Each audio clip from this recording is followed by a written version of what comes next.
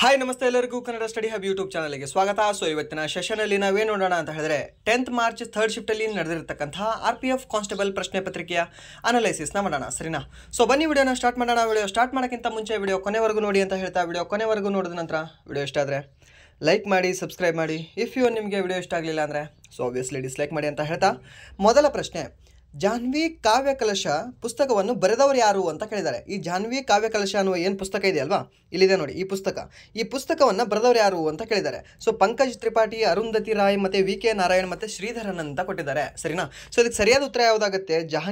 ಜಾಹ್ನವಿ ಕಾವ್ಯ ಕಲಶ ಪುಸ್ತಕ ಬರೆದವರು ಪಂಕಜ್ ತ್ರಿಪಾಠಿ. ಓಕೆ, ಇದಕ್ಕೆ ಪಂಕಜ್ ತ್ರಿಪಾಠಿ ಅನ್ನೋದು ಸರಿಯಾದ ಉತ್ತರ ಆಗುತ್ತೆ, ಸರಿನಾ? ಇದು ನೋಡ್ಕೊಳ್ಳಿ ನೀವು, Pankaj Tripathi. And then next ಪ್ರಶ್ನೆ ಏನಿದೆ ಅಂದರೆ, ಕೆಳಗಿನವುಗಳಲ್ಲಿ ಯಾವುದು ತಾಳವಾದ್ಯವಲ್ಲ ಅಂತ ಕೇಳಿದನಂತೆ. ಓಕೆ, ಮೀನ್ಸ್ ತಾಳವಾದ್ಯಗಳು ಕೊಟ್ಟು ಯಾವುದು ಇದರಲ್ಲಿ ತಾಳವಾದ್ಯವಲ್ಲ ಅಂತ ಕೇಳಿದನಂತೆ. ಸೊ ತಾಳವಾದ್ಯಗಳು ಮತ್ತು ತಂತಿವಾದ್ಯಗಳು ಅಂತ ಟೋಟಲಿ 2 ಟೈಪ್ ಬರ್ತವೆ ನಿಮಗೆ ವಾದ್ಯಗಳಲ್ಲಿ, ಸರಿನಾ? ಸೊ ತಾಳವಾದ್ಯಗಳು ಮತ್ತು ತಂತಿವಾದ್ಯಗಳು. ಈ ತಾಳವಾದ್ಯಗಳು ಎಂದರೆ ಅವುಗಳನ್ನು ಹೊಡೆದಾಗ ಅಥವಾ ಅಲಗಾಡಿಸಿದಾಗ ಅಥವಾ ಕೆರೆದು ಹಾಕಿದಾಗ ಶಬ್ದವನ್ನು ಉಂಟು ಮಾಡುತ್ತವೆ, ಸರಿನಾ? ಸೊ ಯಾವ್ದ್ಯಾವ್ದದು? ಒಂದು ತಿಂಪಾಣಿ, ಮತ್ತು ಝೈಲೋಫೋನ್ ಅಂತ ಬರುತ್ತೆ, ಮತ್ತು ಸಿಂಬಲ್ಸ್ ಅಂತ ಬರುತ್ತೆ, ಮತ್ತು ತ್ರಿಕೋನ ಸ್ನೇರ್ ಡ್ರಮ್ ಅಂತ ಬರುತ್ತೆ, ಮತ್ತು ಬಾಸ್ ಡ್ರಮ್ ಅಂತ ಬರುತ್ತೆ, ಆ್ಯಂಡ್ ಟ್ಯಾಂಬೋರಿನ್ ಅಂತ ಬರುತ್ತೆ, ಆ್ಯಂಡ್ ಮರ್ಕಾಸು ಮತ್ತು ಗ್ಯಾಂಗ್ಸು, ಚೈಮ್ಸ್ ಅಂತ ಬರುತ್ತೆ, ಸರಿನಾ? ಇವೆಲ್ಲವೂ ಕೂಡ ನಿಮಗೆ ತಾಳವಾದ್ಯಗಳು. ತಬಲಾ ಅದಂತೂ ತಾಳವಾದ್ಯ. ಓಕೆ, ನೀವು ತಬಲಾಗೆ ಹೀಗೆ ಬಡಿದಾಗ ಒಂದು ಸೌಂಡ್ ಬರುತ್ತೆ ಗೊತ್ತಾ, ಒಂದು ನಾದ ಹೊರಹೊಮ್ಮತ್ತೆ ಗೊತ್ತಾ? ಸೊ ಆ ರೀತಿ ಬಡಿದಾಗ, ಕೊಟ್ಟಿದಾಗ, ಅದನ್ನು ಏನಾದರೂ ಹಿಂಗೆ ಕೆರೆದಾಗ ಸೌಂಡ್ ಬರಬೇಕು ಅದಕ್ಕೆ, ಸರಿನಾ? ಸೊ ಅವುಗಳನ್ನು ನಾವು ಏನಂತ ಕರಿತೀವಿ ಅಂದರೆ ತಾಳವಾದ್ಯಗಳು ಅಂತ ಕರಿತೀವಿ. ಹಾಗೆ ಇನ್ನೊಂದು ತಂತಿವಾದ್ಯಗಳು ಅಂತ ಬರುತ್ತೆ, ಗಿಟಾರ್ ಇದೆ ಗೊತ್ತಾ? ಸೊ ಆ ಗಿಟಾರ್ ಎಲ್ಲ ಯಾವುದ್ರಲ್ಲಿ ಬರುತ್ತೆ ಅಂತ ಕೇಳಿದ್ರೆ ತಂತಿವಾದ್ಯಗಳಲ್ಲಿ ಬರುತ್ತೆ. ಮೀನ್ಸ್ ಅದಕ್ಕೆ ಒಂದು ಹಿಂಗೆ ಸ್ಟ್ರಿಂಗ್ಸ್ ಇರುತ್ತೆ ಗೊತ್ತಾ, ತಂತಿಗಳಿರ್ತವೆ. ಸೊ ಅವಕ್ಕೆ ಎಲ್ಲವಕ್ಕೂ ಕೂಡ ನಾವು ಏನಂತ ಕರಿತೀವಿ ಅಂದರೆ ತಂತಿವಾದ್ಯಗಳು ಅಂತ ಕರಿತೀವಿ. ಈ ತಂತಿವಾದ್ಯಗಳಲ್ಲಿ ಯಾವ್ದ್ಯಾವ್ದು ಬರ್ತದೆ? ಒಂದು ಗಿಟಾರ್ ಬರುತ್ತೆ, ಸರಿನಾ? ಗಿಟಾರ್ ಬರುತ್ತೆ, ಮತ್ತು ಎಲೆಕ್ಟ್ರಿಕ್ ಬಾಸ್ ಬರುತ್ತೆ, ಆ್ಯಂಡ್ ದೆನ್ ಪಿಟೀಲು ಬರುತ್ತೆ, ಸರಿನಾ? ಸೊ ಪಿಟೀಲ್ ಅಂತಂದರೆ ಸೇಮ್ ನಿಮಗೆ ಇದೆ ಗಿಟಾರ್ ಥರ ಇರುತ್ತೆ, ಬಟ್ ಅದನ್ನು ಕೈಯಿಂದ ಬಾರಿಸೋದಲ್ಲ, ಅದಕ್ಕೆ ಇನ್ನೊಂದು ಸಪ್ರೇಟ್ ಅದು ಇನ್ಸ್ಟ್ರೂಮೆಂಟ್ ಹೆಸರು ಏನೋದು ಗೊತ್ತಿಲ್ಲ, ಬಟ್ ಇನ್ನೊಂದು ಕೈಯಿಂದನೇ ಇದು ಮಾಡ್ತಾರೆ ನೋಡಿ, ಯಾವುದೋ ಒಂದು ಸುದೀಪ್ ಫಿಲ್ಮಲ್ಲೆಲ್ಲೋ ಇದೆ ಅದರಲ್ಲಿ.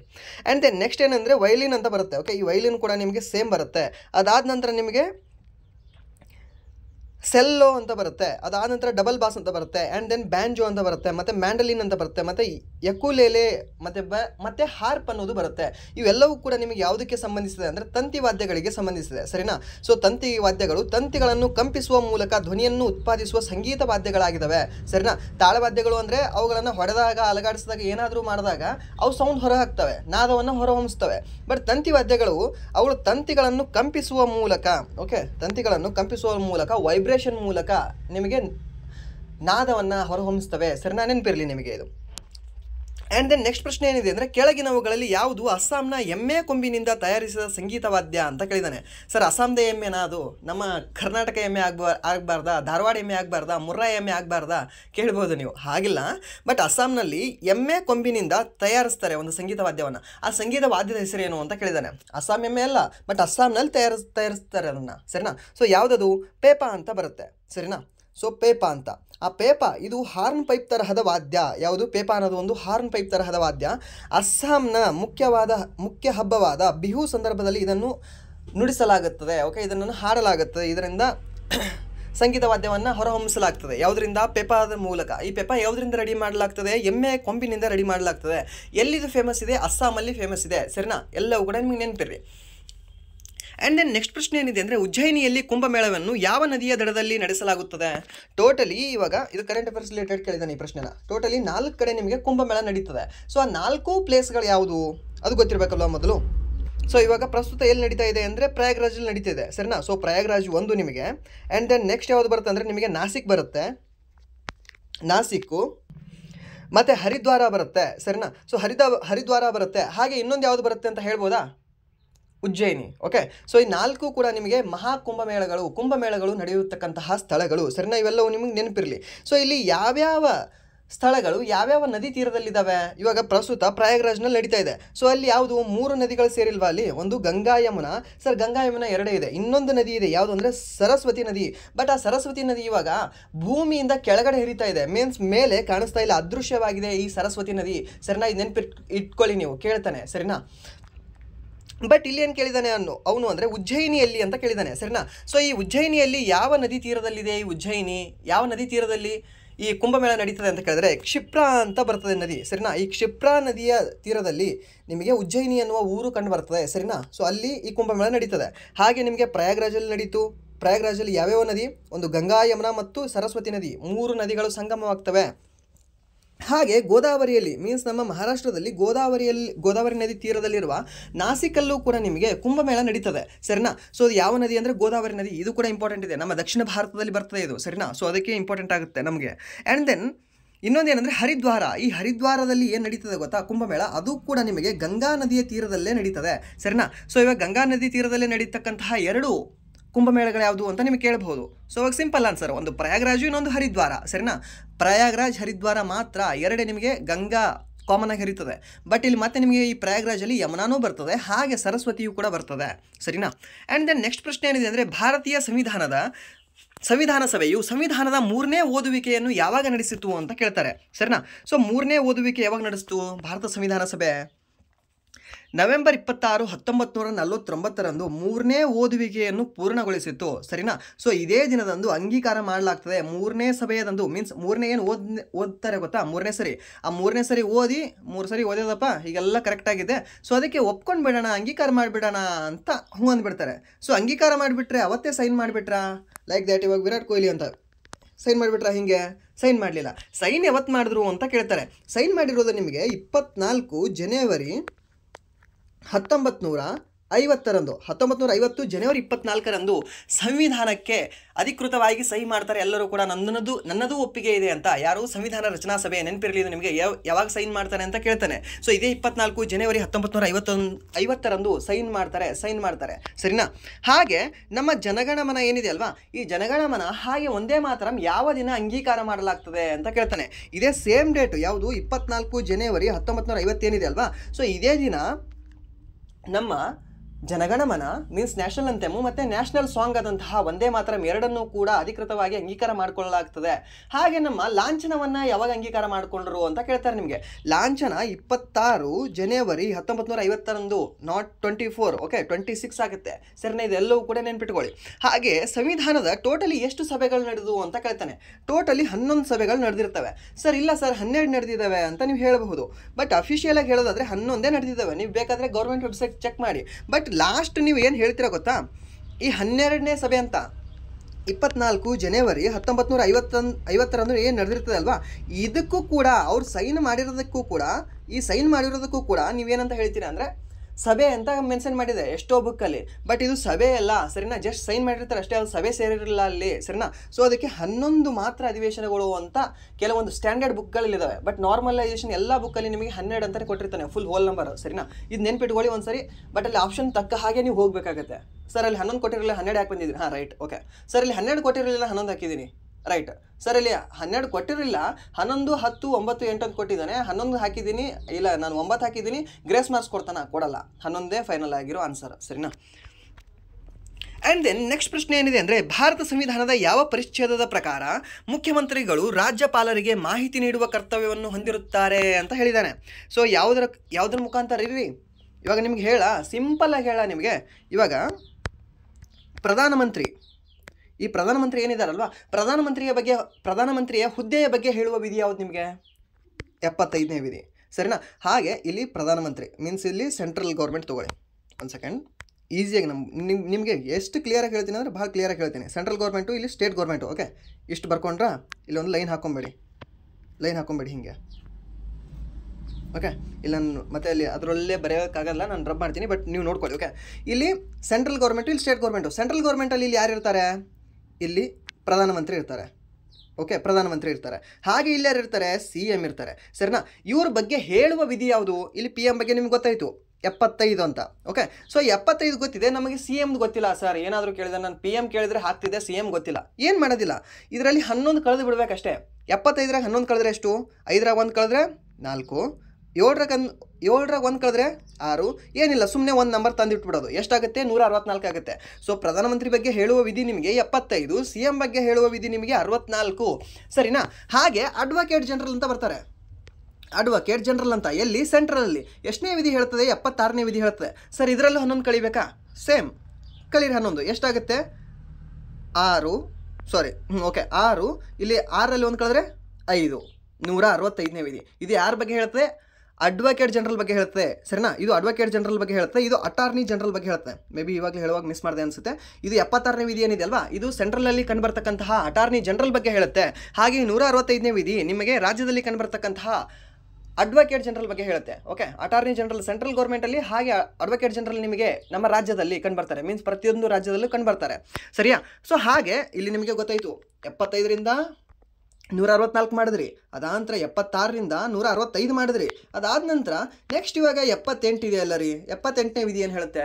ಇವಾಗ ಪ್ರಧಾನಮಂತ್ರಿಯ ಕರ್ತವ್ಯಗಳ ಬಗ್ಗೆ ಹೇಳುತ್ತೆ. ಅಂದರೆ ಪ್ರಧಾನಮಂತ್ರಿ ಏನೇನು ವರ್ಕ್ ಮಾಡ್ತಾರಲ್ವ ಅದೆಲ್ಲ ರಾಷ್ಟ್ರಪತಿಗಳಿಗೆ ಸಲ್ಲಿಸಬೇಕು ಅಂತ ಹೇಳುವ ವಿಧಿ ಯಾವುದು? ನಿಮಗೆ 78. ಹಾಗೆ ಇದೆ ರಾಜ್ಯದಲ್ಲಿ ಕೇಳಿದಾನೆ ಇವಾಗ ಜಸ್ಟ್ ಪ್ರಶ್ನೆ, ಅಷ್ಟೇ ಸಿಂಪಲ್ಲು. ಏನು 8ರಲ್ಲಿ ಒಂದು ಕಳೆದ್ರೆ 7, 7ರಲ್ಲಿ ಒಂದು ಕಳೆದ್ರೆ 6, ಹಿಂದ್ಗಡೆ ಒಂದು ತಂದಿಟ್ಬಿಡ್ಬೇಕಷ್ಟೇ, 167. ಸಿಂಪಲ್ ಇದೆ ಅಲ್ವಾ? ಹೆವಿ ಸಿಂಪಲ್ ಇದೆ. ಈ ಥರ ಕೆಲವೊಂದು ಟ್ರಿಕ್ಸ್ನ ಯೂಸ್ ಮಾಡ್ಕೊಳ್ಳಿ ನೀವು. ಸ್ಟೇಟ್ ಗೌರ್ಮೆಂಟು ಸೆಂಟ್ರಲ್ ಗೌರ್ಮೆಂಟು ಬೇರೆ ಬೇರೆಯಾಗಿ ಓದಬೇಡಿ, ಎಲ್ಲದನ್ನು ಕೂಡ ಅಕ್ಕ ತಮ್ಮ ಅಣ್ಣ ತಂಗಿ ಥರ ಓದ್ಕೊಳ್ಳಿ, ನಿಮಗೆ ಅರ್ಥ ಆಗುತ್ತೆ. ಅದಕ್ಕೆ ಡಾಟ್ಗಳನ್ನು ಕನೆಕ್ಟ್ ಮಾಡಿದಾಗ ಮಾತ್ರ ನಮ್ಗೆ ಈಸಿ ಆಗುತ್ತೆ, ಇಲ್ಲಾಂದರೆ ನೆನಪುಳಿಯೋದಿಲ್ಲ. ನೀವು ಎಷ್ಟು ಬೇಕಾದ ಓದ್ಕೊಳ್ಳಿ. ಈ ವಿಧಿಗಳು ನಿಮಗೆ ರಟ್ಟ ಹೊಡೆದಿರ್ತೀರ ನೀವು ಜಾಸ್ತಿ, ಬಟ್ ನೆನಪಿಟ್ಕೊಳ್ಳೋಕೆ ಟ್ರೈ ಮಾಡಿ ಅಷ್ಟೇ. ಓಕೆ, ಇದನ್ನು ಕೂಡ ಮೆಮರೈಸ್ ಅಂದರೆ ರಟ್ಟ ಹೊಡೆದಂಗೆ ಇಂಡೈರೆಕ್ಟಾಗಿ ಹೇಳೋದಾದರೆ, ಬಟ್ ಇದನ್ನು ನಾವು ಕನೆಕ್ಟ್ ಮಾಡಿದಾಗ ನಮಗೆ ನೆನಪು ಬರಬೇಕು ಒಂದು ಟೈಮಲ್ಲಿ. ರಟ್ಟ ಹೊಡೆದು ಮ್ಯಾಕ್ಸಿಮಮ್ ಟೈಮ್ ನೆನಪು ಬರೋಲ್ಲ. ಅದು ಭಾಳ ಹೆಂಗೆ ಅಂದರೆ, ನಮ್ಮ ರಾಜ್ಯದ ಹೆಸರೇನು ಕರ್ನಾಟಕ, ಇದು ಹೆಂಗೆ ಕುಂತಿದೆ ಅಂದರೆ ಹಿಂಗೆ ರಟ್ಟ ಹೊಡೆದು ಕುಂತು ಬಿಟ್ಟದೇವ ನಮ್ಮ ತಲೆಯೊಳಗೆ, ಮನಸ್ಸೊಳಗೆ, ನರ ನಾಡಿ ಒಳಗೆ. ಹಾಗೆ ಇದನ್ನು ಕೂಡ ನೀವು ಅಷ್ಟು ರಟ್ಟ ಹೊಡೆದ್ರೆ ಉಳಿತದೆ, ಬಟ್ ನಿಮಗೆ ಹಾಗೆ ರಟ್ಟ ಹೊಡೆಯೋದು ನಿಮ್ಗೆ ನೆನಪು ಬರಲಿಲ್ಲ ಎಕ್ಸಾಮ್ ಹಾಲಲ್ಲಿ ಅಂದರೆ, ಈ ರೀತಿ ನೀವು ಕೆಲವೊಂದು ಶಾರ್ಟ್ ಟ್ರಿಕ್ಸ್ಗಳನ್ನು ಯೂಸ್ ಮಾಡ್ಕೋಬೋದು. ಸೊ ಇಲ್ಲಿ ವಿಧಿ ಯಾವುದಾಗುತ್ತೆ? ಮೀನ್ಸ್ ಮುಖ್ಯಮಂತ್ರಿಗಳು ರಾಜ್ಯಪಾಲರಿಗೆ ಮಾಹಿತಿ ನೀಡುವ ಕರ್ತವ್ಯ ಯಾವುದು? 167ನೇದು. ಅದೇ ಇಲ್ಲಿ ನಿಮಗೆ 167ನೇದು ಗೊತ್ತಿತ್ತು. ಇವಾಗ ಪ್ರಧಾನಮಂತ್ರಿಗಳು ರಾಷ್ಟ್ರಪತಿಗಳಿಗೆ ಮಾಹಿತಿ ನೀಡುವ ಕರ್ತವ್ಯವನ್ನು ಯಾವ ವಿಧಿಯಲ್ಲಿ ಹೇಳಲಾಗಿದೆ? ಏನಿಲ್ಲ, ಇದಕ್ಕೆ 11 ಕೂಡಿಸೋದಷ್ಟೇ. ಏನಿದೆ? 6ರಲ್ಲಿ 1 ಕೂಡಿಸ್ರಿ 7 ಆಗುತ್ತೆ, 7ರಲ್ಲಿ 1 ಕೂಡಿಸ್ರಿ 8 ಆಗುತ್ತೆ, 78 ಆಯ್ತಲ್ವಾ? ಅಷ್ಟೇ, ಸಿಂಪಲ್ ಆಗಿದೆ ಅಲ್ವಾ? ಹೆವಿ ಸಿಂಪಲ್ ಆಗಿದೆ. ಸಿಂಪಲ್ ಆಗೇ ಕಲೀರಿ. ನಿಮಗೆ ಒಂದು ಕ್ಲಾಸ್ ಮಾಡ್ತೀನಿ ಬೇಕಾದರೆ, ಅಂದರೆ ಕೆಲವೊಂದು ವಿಧಿಗಳನ್ನು ಹೇಗೆ ನೆನಪಿಟ್ಕೋಬೇಕು, ಕೆಲವೊಂದು ಸ್ಥಳಗಳನ್ನು ಹೇಗೆ ನೆನಪಿಟ್ಕೋಬೇಕು, ಯಾವುದ್ರ ಮುಖಾಂತರ ಯಾವುದಕ್ಕೆ ಕನೆಕ್ಟ್ ಮಾಡಬೇಕು, ಕೆಲವೊಂದು ಹೇಳ್ತೀನಿ. ಎಲ್ಲವನ್ನು ಆಲ್ ಓವರ್ 100% ಹೇಳೋದಾಗೋದಿಲ್ಲ, ಬಟ್ ಕೆಲವೊಂದು ಕಡೆ ನಾವು ಕನೆಕ್ಟ್ ಮಾಡೋಕ್ಕಾಗುತ್ತೆ, ಕೆಲವೊಂದು ಕಡೆ ಶಾರ್ಟ್ ಟ್ರಿಕ್ಸು ಯೂಸ್ ಆಗುತ್ತೆ. ಆ ಥರದ್ದು ನಿಮ್ಗೊಂದು ಕ್ಲಾಸ್ ಮಾಡ್ತೀನಿ ನಿಮ್ಗೆ ಬೇಕಾದರೆ. ಓಕೆ, ಇದು RPF ಎಕ್ಸಾಮ್ ಕಂಪ್ಲೀಟ್ ಆದ ನಂತರ, ಸರಿನಾ? ಇಫ್ ನೀವು ಬೇಕಾದರೆ ಅಷ್ಟೇ, ಸರಿನಾ? ಆ್ಯಂಡ್ ದೆನ್ ನೆಕ್ಸ್ಟ್ ಪ್ರಶ್ನೆ ಏನಿದೆ ಅಂದರೆ, ಯಾವ ಪಂಚವಾರ್ಷಿಕ ಯೋಜನೆಯ ಅವಧಿಯಲ್ಲಿ ಗ್ರಾಮೀಣ ಭೂರಹಿತ ಉದ್ಯೋಗ ಖಾತರಿ ಕಾರ್ಯಕ್ರಮ ಪ್ರಾರಂಭವಾಯಿತು ಅಂತ ಕೇಳಿದ್ದಾನೆ. Means rural landless employment guarantee program ಯಾವ ವರ್ಷ ಬಂದಿದೆ ಅಂತ ಕೇಳಿದ್ದಾನೆ.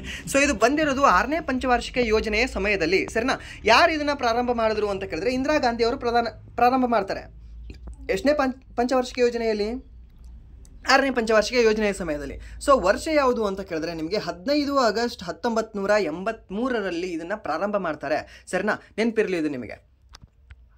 ಆ್ಯಂಡ್ ದೆನ್ ಜವಾಹರ್ ಉದ್ಯೋಗ ಯೋಜನೆಯನ್ನು 7ನೇ ಪಂಚವಾರ್ಷಿಕ ಯೋಜನೆಯಲ್ಲಿ ಪ್ರಾರಂಭಿಸಲಾಯಿತು. ಜವಾಹರ್ ರೋಜ್ಗಾರ್ ಯೋಜನೆಯನ್ನು 1989ರಲ್ಲಿ ರಾಜೀವ್ ಗಾಂಧಿ ಸರ್ಕಾರವು ಪ್ರಾರಂಭ ಮಾಡಲಾಯಿತು. ಓಕೆ, ಜವಾಹರ್ ರೋಜ್ಗಾರ್ ಯೋಜನೆ ಇದನ್ನು ಕೂಡ ಇಂಪಾರ್ಟೆಂಟ್ ಇದೆ, ಕೇಳ್ತಾನೆ, ವರ್ಷ ಕೇಳ್ತಾನೆ. 1989 ಜವಾಹರ್ ರೋಜ್ಗಾರ್ ಯೋಜನೆ ಯಾವ ವರ್ಷ ಬಂತು ಅಂತ ಕೇಳ್ತಾನೆ. ಹಾಗೆ ಪ್ರಧಾನಮಂತ್ರಿ ರೋಜ್ಗಾರ್ ಯೋಜನೆ ಯಾವಾಗ ಬಂತು ಅಂತ ಹೇಳ್ಬೋದಾ ನೀವು?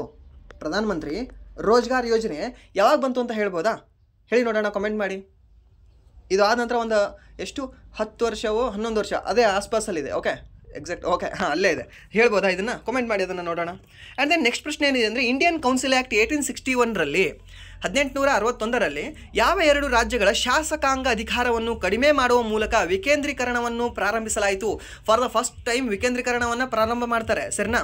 ಸೊ ಯಾವ 2 ರಾಜ್ಯಗಳ ಶಾಸಕಾಂಗದ ಅಧಿಕಾರವನ್ನು ಕಡಿಮೆ ಮಾಡುವ ಮೂಲಕ ಹೇಳ್ಬೋದಾ? ಸೊ ಅದಕ್ಕೆ ಸರಿಯಾದ ಉತ್ತರ ಯಾವುದಾಗುತ್ತೆ ಅಂದರೆ ಬಾಂಬೆ ಮತ್ತು ಮದ್ರಾಸ್ ಪ್ರೆಸಿಡೆನ್ಸಿ ಅದಕ್ಕೆ ಸರಿಯಾದಾಗುತ್ತೆ, ಸರಿನಾ? ಬಾಂಬೆ ಮತ್ತು ಮದ್ರಾಸ್ ಪ್ರೆಸಿಡೆನ್ಸಿಗಳ ಶಾಸಕಾಂಗ ಅಧಿಕಾರವನ್ನು ಇಂಡಿಯನ್ ಕೌನ್ಸಿಲ್ ಆ್ಯಕ್ಟ್ 1861ರ ಅಡಿಯಲ್ಲಿ ಪುನಃ ಸ್ಥಾಪಿಸಲಾಯಿತು. ಇದು ವಿಕೇಂದ್ರೀಕರಣದ ಆರಂಭವನ್ನು ಗುರುತಿಸಲಾಯಿತು, ಸರಿನಾ? ಸೊ ಹಾಗಾದರೆ ನೀವು ಹೇಳ್ಬಹುದಾ, ನಮ್ಮ ಏನು Belagavi, Bijapur, Bagalkote, BBB, BBB, okay. So ಇವರು ಅದಾದ ನಂತರ ಉತ್ತರ ಕನ್ನಡ ಮತ್ತು ಧಾರವಾಡ ಮತ್ತು ಗದಗ, ಹಾವೇರಿ, ನಾವೆಲ್ಲವೂ ಕೂಡ ಯಾವ ಒಂದು ಪ್ರೆಸಿಡೆನ್ಸಿಯ ಭಾಗವಾಗಿದ್ವಿ? ಸಿಂಪಲ್ ಆಗಿದೆ ಪ್ರಶ್ನೆ. ಓಕೆ, ಇದರಲ್ಲಿ ಯಾವುದಾದ್ರೂ ಕೊಡ್ಬೋದು, ಎಲ್ಲ ಕೊಡಬೇಕಂತ ಇಲ್ಲ. ನಿಮಗೆ ಸ್ಟೇಟ್ ಗೌರ್ಮೆಂಟ್ ಎಕ್ಸಾಮ್ದು ಹೇಳ್ತಾ ಇದ್ದೀನಿ ನಾನು ಇದನ್ನು. ಓಕೆ, ಅಥವಾ ನಿಮ್ಮ ಸೆಂಟ್ರಲ್ ಗೌರ್ಮೆಂಟ್ ಆದರೂ ಕೇಳ್ಬೋದು, ಕೇಳೋಕ್ಕೆ ಅಂತ ಏನಿಲ್ಲಲ್ಲ, ಬೌಂಡ್ರಿ ಇಲ್ಲ, ಯಾವುದಕ್ಕೂ ಕೂಡ ಲಿಮಿಟ್ ಇಲ್ಲ, ಕೇಳ್ಬೋದು ಇದನ್ನು. ಸೊ ಇವೆಲ್ಲ ಜಿಲ್ಲೆಗಳು ಯಾವ ಒಂದು ಪ್ರೆಸಿಡೆನ್ಸಿಯ ಭಾಗವಾಗಿತ್ತು? ಬಾಂಬೆ ಪ್ರೆಸಿಡೆನ್ಸಿಯ ಭಾಗವಾಗಿತ್ತು. ನಾವೆಲ್ಲರೂ ಕೂಡ ನಾವು ಮೈಸೂರು ಸರ್ಕಾರಕ್ಕೆ ಅಧೀನ ಪಟ್ಟಿರಲಿಲ್ಲ. ನಾವು ಮೈಸೂರು ಏನು ಗೌರ್ಮೆಂಟ್ ಇದೆಯಲ್ವಾ, ಮೈಸೂರು ರಾಜಮನೆತನ ಇದೆಯಲ್ವಾ, ಅವರು ನಮ್ಮನ್ನು ಯಾರನ್ನೂ ಆಳಿಲ್ಲ. ಓಕೆ, ಹಾಗೆ ಈ ಏನು ನಿಜಾಮರಿದಾರಲ್ವ, ಹೈದರಾಬಾದ್ ನಿಜಾಮ, ಆ ಹೈದರಾಬಾದ್ ನಿಜಾಮ ಕೂಡ ನಮ್ಮನ್ನು ಆಳಿಲ್ಲ. ಯಾಕೆ ಸರ್? ನಮ್ಮನ್ನು ಬ್ರಿಟಿಷರು ಆಳಿದ್ದಾರೆ ಡೈರೆಕ್ಟಾಗಿ, ಸರಿನಾ? ಯಾಕೆ ಇವಾಗ ನೋಡಿ, ಬೀದರ್ ಮತ್ತು ಕಲಬುರಗಿ, ಯಾದಗಿರಿ, ಕೊಪ್ಪಳದ ಕೆಲವು ಭಾಗ, ಹಾಗೆ ರಾಯಚೂರು, ಈ ಎಲ್ಲ ಭಾಗಗಳೇನಿದಾವಲ್ವಾ, ಈ ಭಾಗಗಳನ್ನು ಮಾತ್ರ ನಿಮಗೆ ಹೈದರಾಬಾದ್ ನಿಜಾಮ ಆಳ್ತಾನೆ, ಸರಿನಾ? ಸರ್ ಇಲ್ಲ ಸರ್, ಹೈದರಾಬಾದ್ ಕರ್ನಾಟಕದಲ್ಲಿ ಇನ್ನೂ 2 ಜಿಲ್ಲೆಗಳು ಬರ್ತವೆ ಸರ್ ನಮಗೆ, ಯಾವುದು ಬಳ್ಳಾರಿ, ವಿಜಯನಗರ ಅಂತ. ಸರ್ ಅದನ್ನು ಕೂಡ ಹೈದರಾಬಾದ್ ಕರ್ನಾಟಕ ಅಂತ ನಾವು ಕರಿತೀವಿ, ಅದನ್ನು ಆಳಿದ್ದಾರೆ ಸರ್ ಅವರು. ರಾಂಗ್ ಸರ್, ಆಳಿಲ್ಲ ಸರ್. ಯಾವುದು ಅಂದರೆ ನಿಮಗೆ ಒಂದು ದಕ್ಷಿಣ ಕನ್ನಡ, ಹಾಗೆ ಬಳ್ಳಾರಿ ಮತ್ತು ಈಗಿನ ಇನ್ನೊಂದು ವಿಜಯನಗರ, ಈ 3 ಜಿಲ್ಲೆಗಳನ್ನು ಆಳದವರು ಯಾರು ಅಂದರೆ ಮತ್ತೆ ಬ್ರಿಟಿಷರೇ ಬರ್ತಾರೆ. ಯಾವ ಪ್ರೆಸಿಡೆನ್ಸಿಯ ಭಾಗವಾಗಿತ್ತಿದು? ಇದು ಮದ್ರಾಸ್ ಪ್ರೆಸಿಡೆನ್ಸಿಯ ಭಾಗವಾಗಿರ್ತದೆ, ಸರಿನಾ? ಏನು ಮದ್ರಾಸ್ ಸರ್ಕಾರ ಇರುತ್ತಲ್ವ, ತಮಿಳುನಾಡು ಸರ್ಕಾರ, ಅಲ್ಲಿದು ಪ್ರೆಸಿಡೆನ್ಸಿ ಇರುತ್ತಲ್ವ, ಅವರು ಆಳಲ್ಪಟ್ಟಿರ್ತಾರೆ ಇದನ್ನು. ದಕ್ಷಿಣ ಕನ್ನಡ ಮತ್ತು ಬಳ್ಳಾರಿ ಮತ್ತು ವಿಜಯನಗರ, ಈಗಿನ ವಿಜಯನಗರ, ಹಾಗೆ ಚಾಮರಾಜನಗರ ಜಿಲ್ಲೆಯಲ್ಲಿರುವ ಕೊಳ್ಳೇಗಾಲ ತಾಲೂಕನ್ನು ಮದ್ರಾಸ್ ಪ್ರೆಸಿಡೆನ್ಸಿಯಲ್ಲಿ ಇರ್ತದೆ. ಸೊ ಕೇವಲ 9 ಜಿಲ್ಲೆಗಳು ಮಾತ್ರ ನಿಮಗೆ ಮೈಸೂರು ಸರ್ಕಾರ, ಮೀನ್ಸ್ ಮೈಸೂರು ರಾಜ ಒಡೆಯರ ಆಳಲ್ಪಟ್ಟಿರ್ತಾರೆ, ಸರಿನಾ? ನೆನಪಿಟ್ಕೊಳ್ಳಿ, ಯಾವುದನ್ನು ಕೂಡ ಕನ್ಫ್ಯೂಷನ್ ಆಗಬೇಡಿ. ಸ್ಟೇಟ್ ಗೌರ್ಮೆಂಟಲ್ಲೂ ಕೂಡ ಕೇಳ್ತಾನೆ, ರಿಪೀಟೆಡ್ ಆಗಿ ಕನ್ಫ್ಯೂಷನ್ ಮಾಡಿ ಕೇಳೋ ಪ್ರಶ್ನೆಗಳಿವೆಲ್ಲ, ಸರಿನಾ? ಆ್ಯಂಡ್ ದೆನ್ ನೆಕ್ಸ್ಟ್ ಪ್ರಶ್ನೆ ಏನಿದೆ ಅಂದರೆ, ರಾಷ್ಟ್ರೀಯ ಹಸಿರು ನ್ಯಾಯಮಂಡಳಿ ಕಾಯ್ದೆಯನ್ನು ಯಾವ ವರ್ಷದಲ್ಲಿ ಜಾರಿಗೊಳಿಸಲಾಯಿತು? ಸೊ ಇದು ಕೂಡ ರಿಪೀಟೆಡ್ ಆಗಿರೋ ಪ್ರಶ್ನೆ, ಇದನ್ನು ಕೂಡ ಸಾಕಷ್ಟು ಸರಿ ಹೇಳಿದ್ದೀವಿ. ಸೊ ಯಾವಾಗ ಅಂದರೆ 2010 ಸ್ಥಾಪನೆ ಮಾಡಲಾಗ್ತದೆ. Okay, national green tribunal act ಅಂತ ಬರ್ತದೆ. ಓಕೆ, ಸೊ ಅದು ಎಷ್ಟರಲ್ಲಿ ಅಂದರೆ 2010 ಅಕ್ಟೋಬರ್ 18 ಇದನ್ನು ಸ್ಥಾಪಿಸಲಾಗ್ತದೆ, ಸರಿನಾ? ಸೊ ಹಾಗೆ ಮೊಟ್ಟ ಮೊದಲ ಬಾರಿಗೆ ಇದನ್ನು ಅಧ್ಯಕ್ಷರಾದವರು ಯಾರು ಅಂತ ಕೇಳ್ತಾನೆ ನಿಮಗೆ. ಇದನ್ನು ಆಲ್ರೆಡಿ CHSL ಕೇಳಿದಾನೆ ಅನಿಸುತ್ತೆ, CHSL ಅಥವಾ MTSL ಕೇಳಿದ್ದಾನೆ. ಸೊ ಯಾರು ಅಂದರೆ ನಿಮಗೆ ನ್ಯಾಯಮೂರ್ತಿ ಲೋಕೇಶ್ವರ್ ಸಿಂಗ್ ಪಂತ್ ಅಂತ ಬರ್ತಾರೆ. ಓಕೆ, ನ್ಯಾಯಮೂರ್ತಿ ಲೋಕೇಶ್ವರ ಸಿಂಗ್ ಪಂತ್ ಅನ್ನೋರು ಬರ್ತಾರೆ, ಸರಿನಾ? ಸೊ ಲೋಕದಲ್ಲೆಲ್ಲ ಗ್ರೀನ್ ಆಗಿರಬೇಕು ಅಂತ ಈ ಲೋಕೇಶ್ವರ ಅನ್ನೋರು ಬರ್ತಾರೆ, ಹೀಗೆ ನೆನಪಿಟ್ಕೋಬಹುದು, ಸರಿನಾ? ಸೊ ಲೋಕದೆಲ್ಲ ಗ್ರೀನ್ ಆಗಬೇಕು ಅಂತ, ಹಸಿರು ಆಗಬೇಕಂತ ಈ ಲೋಕೇಶ್ವರ ಅವರು ಬರ್ತಾರೆ, ಸರಿನಾ? ಆ್ಯಂಡ್ ದೆನ್ ನೆಕ್ಸ್ಟ್ ಪ್ರಶ್ನೆ ಏನಿದೆ ಅಂದರೆ 2024 ಮತ್ತು 25 ಬಜೆಟ್ನಲ್ಲಿ ವಿತ್ತೀಯ ಕೊರತೆಯ ಶೇಕಡಾವಾರು ಎಷ್ಟು? ನಿಮಗೆ ಹೇಳ್ತಾ ಇದ್ದೀನಿ, ಬಜೆಟ್ ಬಗ್ಗೆ ನೋಡ್ಕೊಂಡು ಹೋಗಿ. ಬಜೆಟ್ದ ಅವತ್ತಿನ ಏನು ಪೇಪರ್ ಇರುತ್ತಲ್ವ, ಆ ಪೇಪರ್ ನಾವು ಸ್ವಲ್ಪ ನೋಡ್ಕೊಳ್ಳಿ, ಒಂದು ಅರ್ಧ ಗಂಟೆ ಕೂತು ನೋಡ್ಕೊಳ್ಳಿ, ನಿಮಗೆ ಈಸಿಯಾಗಿ ಇವೆಲ್ಲ ಆನ್ಸರ್ ಬರುತ್ತೆ, ಸರಿನಾ? ಅಲ್ಲಿ ₹1 ಜಮೆ, ₹1 ಖರ್ಚು, ಅದರ ಬಗ್ಗೆ ಕೊಟ್ಟಿರ್ತಾನೆ, ಅದನ್ನು ನೋಡ್ಕೊಳ್ಳಿ. ಮತ್ತು ವಿತ್ತೀಯ ಖರ್ಚು, ಸರಿನಾ, ಅದನ್ನು ಕೊಟ್ಟಿರ್ತಾನೆ. ವಿತ್ತೀಯ ಕೊರತೆ ಕೊಟ್ಟಿರ್ತಾನೆ, ಸರಿನಾ? ಇವೆಲ್ಲವೂ ಕೂಡ ಕೊಟ್ಟಿರ್ತಾನೆ, ಸ್ವಲ್ಪ ನೋಡ್ಕೊಳ್ಳಿ. ನೀವು ಕ್ಲಾಸನ್ನು ಬಜೆಟ್ ಬಗ್ಗೆ ಯಾರ್ದಾದ್ರೂ ಒಬ್ರದ್ದು ಕ್ಲಾಸ್ ಕೇಳೋಕ್ಕಿಂತ ನೀವು ಆ ಲೆವೆಲಿಗೆ ಕ್ಲಾಸ್ ಕೇಳ್ತೀರಿ. UPSC ಲೆವೆಲ್ ಏನು ಬರುತ್ತೆ ಗೊತ್ತಾ ನಿಮಗೆ? ಬಜೆಟ್ದು ಕ್ಲಾಸ್ಮೇಟ್ ಇರ್ತಾರಲ್ವಾ, ಕೆಲವೊಂದು ಕ್ಲಾಸ್ಮೇಟ್ ಇರ್ತಾರೆ UPSC ಲೆವೆಲ್ ಹಿಂದಿಯಲ್ಲಿ ಮತ್ತು ಇಂಗ್ಲೀಷಲ್ಲಿ. ನಿಮಗೆ ಆ ಕ್ಲಾಸ್ನ ನೋಡ್ಕೊಳ್ಳಿ, ಬೇಕಾದರೆ ಯೂಸ್ ಆಗುತ್ತೆ ನಿಮಗೆ. ಬಟ್ ನಿಮಗೆ ನಾರ್ಮಲಿ ಇವಾಗ PSI, PC ಮತ್ತು ನಿಮ್ಮ SSC ಎಕ್ಸಾಮ್ಗೆ ಮಾಡಬೇಕು ಅಂತ ಏನು ಮಾಡಿರ್ತಾರಲ್ವಾ ಬಜೆಟ್ ಬಗ್ಗೆ ಕ್ಲಾಸು, ಅದರಲ್ಲಿ ಯಾವುದು ಕೂಡ ಇನ್ಕ್ಲೂಡ್ ಮ್ಯಾಕ್ಸಿಮಮ್ ಇರಲ್ಲ ರೀ. ನಾನು ಕೂಡ ನೋಡಿದ್ದೀನಿ, ಸರಿನಾ? ಸೊ ಅದಕ್ಕೆ ನೋಡ್ಕೊಳ್ಳಿ. ಎಷ್ಟಿದೆ ವಿತ್ತೀಯ ಕೊರತೆ ಅಂದರೆ 4.8% ಇದೆ, ಸರಿನಾ? ಸೊ ಯಾವಾಗ 2024 ಮತ್ತು 25 ಬಜೆಟ್ನಲ್ಲಿ, ಓಕೆ, 2024 ಮತ್ತು 25 ಬಜೆಟ್ನಲ್ಲಿ ಇದು ವಿತ್ತೀಯ ಕೊರತೆ 4.8 ಆಗಿದೆ, ಸರಿನಾ? ಸೊ ಹಾಗೆ ಮೊನ್ನೆ ಒಂದು ಬಜೆಟ್ ಆಯಿತು, ಮೀನ್ಸ್ ಫೆಬ್ರವರಿ 1 2025-26 ಬಜೆಟ್ ಅದು, ಸರಿನಾ? ಎಷ್ಟನೇ ತಾರೀಕಿಗೆ ಆಯಿತು? ಫೆಬ್ರವರಿ 1ನೇ ತಾರೀಕಿಗೆ ಬಜೆಟ್ ಆಗಿದೆ. ಸೊ ಆ ಬಜೆಟಲ್ಲಿ ವಿತ್ತೀಯ ಕೊರತೆ ಎಷ್ಟಿದೆ ಅಂತ ಹೇಳ್ಬೋದಾ? ಹೇಳಿ, ಇನ್ನೊಂದು ಕಮೆಂಟ್ ಮಾಡಿ, ಯಾಕಂದರೆ ಭಾಳ ನ್ಯೂಸಲ್ಲಿ ಇತ್ತಲ್ವ. ಸೊ ಫೆಬ್ರವರಿ 1 ಫೆಬ್ರವರಿ ಫುಲ್ ಮಂತಲ್ಲಿ. ಸೊ ಅದಕ್ಕೆ ನಿಮಗೆ ಕ್ವಶನ್ ಕೇಳುವುದಿಲ್ಲ, ಕ್ವಶನ್ ಹೇಳ್ತಾ ಇದ್ದೀನಿ, ಕ್ವಶನ್ನ ಕೇಳುವುದಿಲ್ಲ, ಅದರ ಮೇಲೆ ಕೇಳುವುದೇ ಇಲ್ಲ, ಯಾಕಂದರೆ ರೀಸೆಂಟಾಗಿ ಆಗಿದೆ ಅಲ್ವಾ. ಸೊ ಅದರ ಕರೆಂಟ್ ಅಫೇರ್ಸ್ ಬರೋದಿಲ್ಲ ನಿಮಗೆ, ಜಸ್ಟ್ 2024 ಕರೆಂಟ್ ಅಫೇರ್ಸ್ ಮಾತ್ರ ಬರುತ್ತೆ, ಸರಿನಾ? ಬಟ್ ಅದನ್ನು ನಿಮಗೆ ಎಡಿಷನಲ್ ನಾಲೆಡ್ಜು ನೆಕ್ಸ್ಟ್ ಎಕ್ಸಾಮ್ಗೆ ಅಂತ ಹೇಳ್ತಾ ಇದ್ದೀನಿ ಅಷ್ಟೇ.